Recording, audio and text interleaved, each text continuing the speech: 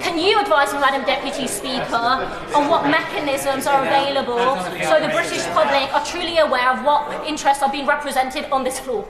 So what's going on here then? Well, during the debate about prevention and suppression of terrorism, tensions were indeed running high.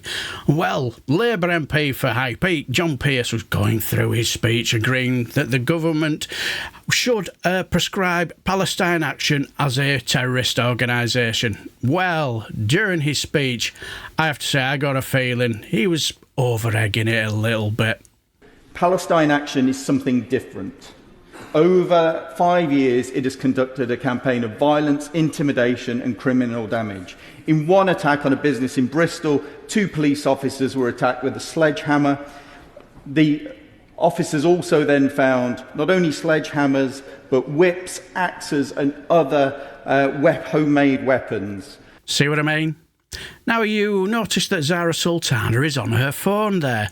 Now, I'm wondering if she's looking for information on who funds Jon Pearce, because it was clearly a speech that was shitting on Palestine Action, and he didn't mention once the organisations, the Maniacs Murder Cult and the Russian Imperial Movement. It was as if, yeah, these two are quite naughty, if you could say, but nothing compared to those lunatics called Palestine Action, you know. And it just seemed over the top compared to the rest of the speeches. Well, the reason why I mentioned Zarah Sultana is because she had something to say about his speech.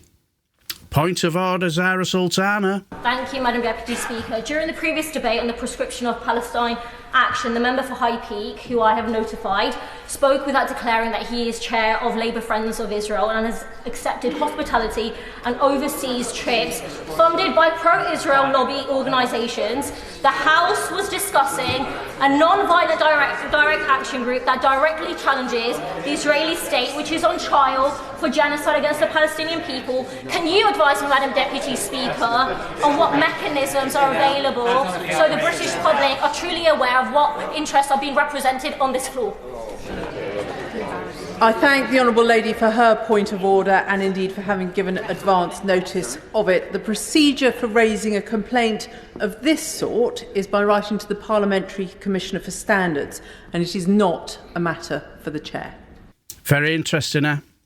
Now, we might have actually forgot to mention the fact that he is the chair of Labour Friends of Israel, accepting hospitality and overseas trips from organisations during a speech that is debating an organisation that these organisations want banned.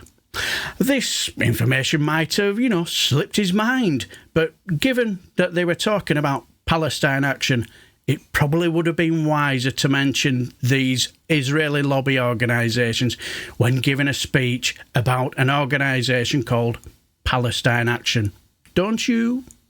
Or maybe not. You might not see a problem in this and think Zarah Sultana is bang out of order. Well, let me know down below and I shall bid you farewell and take care, my friend.